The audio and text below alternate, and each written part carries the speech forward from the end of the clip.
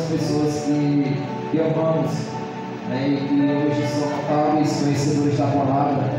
Tem o caso do irmão Lúcio, irmão David, irmão Dudu, pessoas que conhecem de uma forma gloriosa a palavra de Deus e que também a expõem.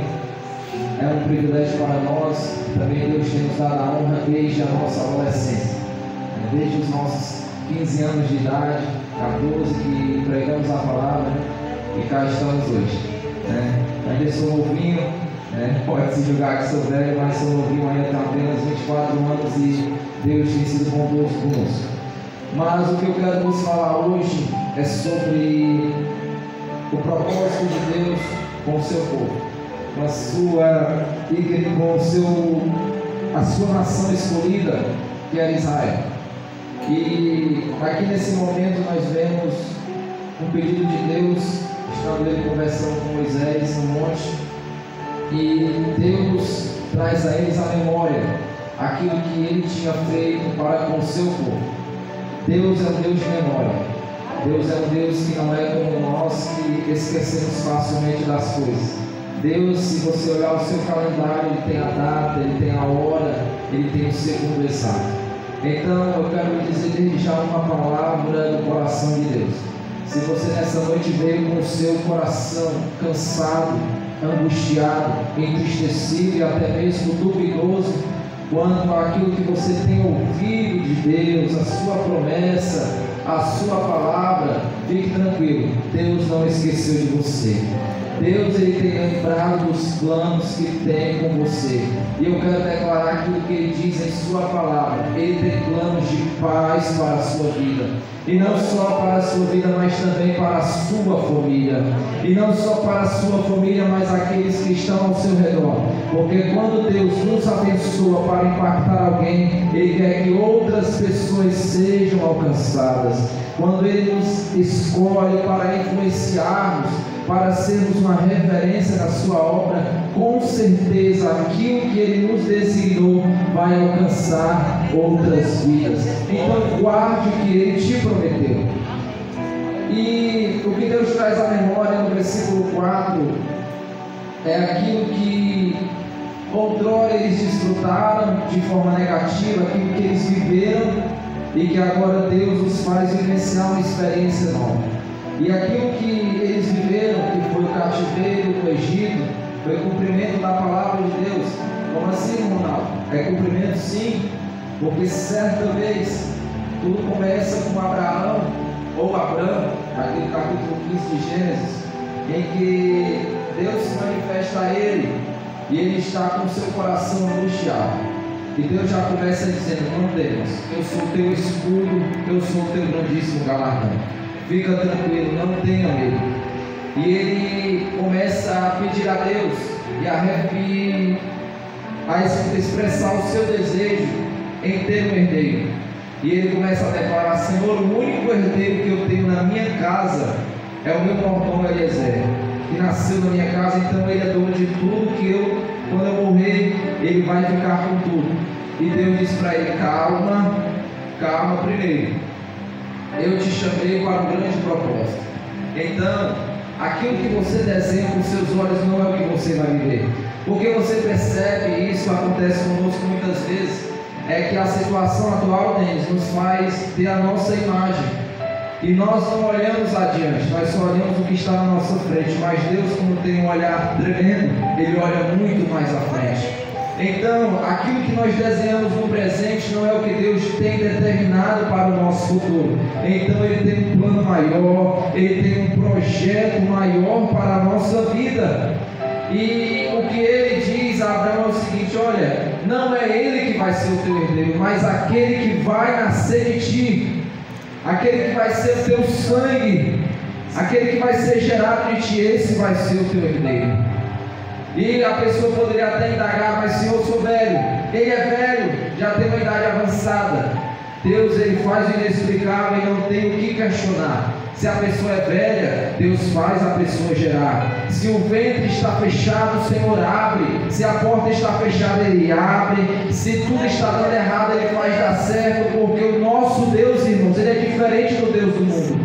O nosso Deus é diferente do Deus dos homens. Alguns têm Deus, que eles fabricam, que eles colocam pés, têm mãos, mas não apalpam, não andam, têm narinas, mas não cheiram, os seus ouvidos não ouvem nada, mas o meu Deus, Ele escuta, o nosso Deus, Ele fala, o nosso Deus, Ele executa a sua vontade na nossa vida. Então, seu Deus, Ele é vivo, Ele é real. E sabendo disso, irmãos, Abraão, ele guardou aquela palavra, e no versículo 6 vai dizer que isso Deus lhe imputou como justiça. E Abraão agora ele vai viver uma fé obediente a Deus. E o interessante é que não só para falar aquela palavra, Deus disse assim: eu vou fazer algo diferente com ele agora, eu vou fazer um pacto com ele. E o conceito daquela época era o seguinte: duas pessoas, eles pegavam animais, bandas de animais, e partiam no meio e colocavam uma de frente à outra. Ele pegou cabra, pegou carneiro, pegou aves, as aves deixou sem cortar, mas os outros animais cortou ao meio. E eles põem ali fazendo um sacrifício. E o que aconteceu era o seguinte com as duas pessoas: as pessoas faziam o juramento e colocavam-se fogo no meio e fumaça, para que passasse no meio das duas bandas, fazendo assim então aquele pacto. Só que nesse momento, Abraão ele não passa no meio. Quem passa no meio é o próprio Deus. Porque o homem que não cumprisse morreria. Só que quem estava prometendo não era o homem, era o Deus Todo-Poderoso. E aqueles que já guardam essa palavra já deveriam já começar a dar muito glória a Deus. Por quê? Porque Deus estava dizendo para ele: olha, Abraão, o homem ele promete, ele falha, ele não mantém a sua palavra ela cai por terra, mas sou eu quem estou falando. E se eu estou falando, a minha promessa ela não passa, a minha palavra ela não cai por terra. Então eu estou evidenciando hoje que aquilo que eu estou dizendo ao teu respeito vai permanecer, aquilo que eu estou dizendo ao teu respeito vai se cumprir. Deus, aleluia. Pegou a igreja? Então guarde essa palavra: se Deus prometeu algo para nós, Ele vai cumprir, porque Ele é fiel para com o seu povo. O homem tem a sua infidelidade, o homem ele erra, o homem ele falha, o homem não mantém a sua palavra. Você já prometeu algo, alguém não cumpriu? Com certeza a gente falha. Por exemplo, se eu disser a alguém, eu tenho uma falha às vezes, se eu disser a alguém que vou estar em tal horário, eu me atraso alguns minutos, em alguns momentos. Mas só que se Deus estabelece uma data, se Ele estabelece um horário, Ele cumpre no tempo dele. Aí nós podemos questionar, mas demora. Ei, para Deus um dia é como 1000 anos e 1000 anos como um dia. Então não questione o tempo, mas só guarde aquilo que Ele diz. Ele fala, Ele promete, mas Ele cumpre com a sua palavra. Então Ele estabelece um conceito, e o conceito era esse: daria a terra de Canaã, até as terras das peregrinações, para a sua descendência. Mas claro que se a sua descendência guardasse este conceito, e Ele sela com a circuncisão, né? Que era um ato que todo macho de 8 dias deveria fazer. E então segue-se as gerações: Isaac, Jacó, vem as 12 tribos, e eles povoam a terra do Egito por intermédio de José. Só que com o tempo eles não estão mais ali de forma amigável, mas agora passam a ser oprimidos pelo faraó, que agora reina e põe sobre eles cargas pesadas. Só que Deus havia dito a Abraão: olha, o povo que vai ser gerado de ti, ele vai passar 400 anos em terra estrangeira, mas eu vou julgar esta nação, eu vou julgar estas obras e vou livrar o meu povo e vou levá-los à promessa que eu estou estabelecendo contigo. E o povo é libertado por Moisés. O povo agora vai viver um relacionamento com Deus, porque Deus dizia a Faraó por intermédio de Moisés: deixe o meu povo vir cultuar aqui no monte do deserto, eu quero levá-los a me adorar. Mas só que Deus manifesta sinais Deus manifesta as pragas e coisas poderosas e o povo sai. E quando o povo sai, vem o grande livramento de Deus, no capítulo 14. O povo olha para trás e vê o inimigo vindo, com muitos carros, com muitos cavaleiros. E o povo começa a clamar: se Moisés, lá no Egito tem sepulcro, tem túmulos, para que nós viemos morrer aqui no deserto? Só que Deus, por intermédio de Moisés, diz assim: olhem o livramento que Deus dá hoje. O perigo está a acompanhar vocês, mas o Deus que cuida de vocês está livrando vocês hoje da mão do inimigo. E o povo contempla o livramento. O povo caminha pelo meio do mar, que se formam muros, andam a seco, mas os inimigos se afogam, porque aquilo que Deus estabeleceu para o seu povo viver, homem algum, inimigo algum pode atrapalhar. E eu quero que você guarde esta palavra. Se Deus te chamou para um propósito glorioso, não há ninguém que possa intervir contra a sua vida. Não há ninguém que possa pelejar contra você, porque Deus vai fazer você triunfar, porque Ele te projetou para coisas grandes, para coisas extraordinárias. E então, igreja, vem o livramento. E no capítulo 19, no versículo 4, é muito maravilhoso, porque Deus diz na parte B do versículo que Ele leva o seu povo sobre asas de águias. Aquele povo que não tinha firmeza espiritual, aquele povo que não tinha uma fé sólida como tinha Moisés, e que agora vai desfrutar do livramento de Deus. E Deus compara o seu livramento com a águia.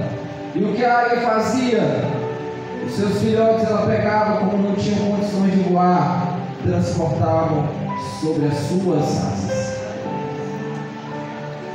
A águia não tinha força, filhote, mas a mãe dizia: eu tenho força e eu te levo, eu te transporto. E a águia voa nas alturas. E o que é que significa? Nas alturas para ela é segurança, é proteção. O que Deus está dizendo é: olha, eu vou levar vocês a um lugar tão alto que não há ninguém que possa alcançar vocês. Aleluia. E a projeção que Deus faz não é só isso, porque a águia ela enxerga além de qualquer ser humano. A águia enxerga muito longe. Então Deus transporta seu povo tendo o seu cuidado deles. E não só isso, Deus está dizendo: eu levo vocês, eu conduzo vocês a esse propósito, mas também eu estou projetando algo maior, estou vendo algo maior para vocês. Aleluia. Ou seja, Deus nos livra da vida de destruição que nós estávamos. Deus nos livra do Egito, Deus nos livra do inimigo, e não é para vivermos de forma rasa nesta vida, mas Deus está dizendo: eu estou vendo algo maior para você, eu estou vendo algo maior para a minha igreja, eu estou vendo algo maior para a minha juventude, eu tenho algo maior para o meu povo. Glória a Deus, aleluia. Então,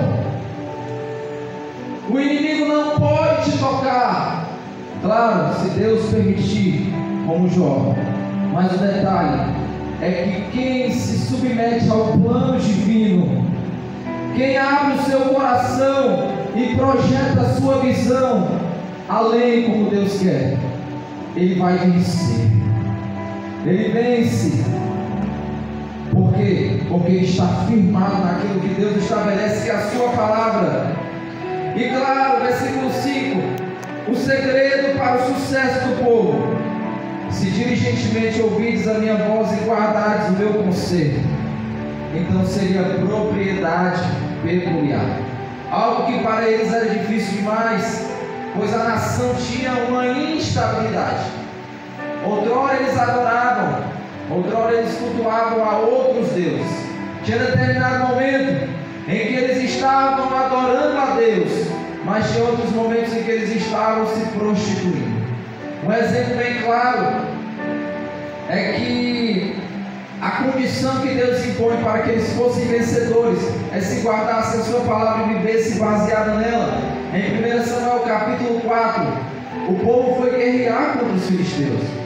E quando eles viram que estavam sendo sufocados, estavam sendo oprimidos, lembraram da arca de Deus e disseram: olha, nós não estamos com a arca aqui, vamos buscá-la porque nós seremos vencedores. A arca, ela produziu até um certo medo, porque o povo celebrou, o povo diz: a arca está de volta, Deus está conosco, Deus está no ambiente. Só que na verdade Deus não estava.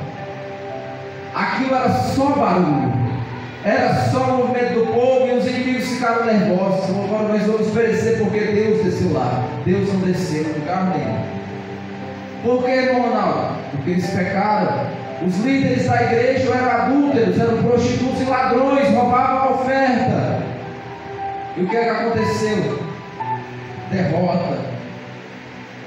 O povo começou a viver em miséria, porque para eles era só ter o título de povo de Deus, mas esse título não se transformava em prática.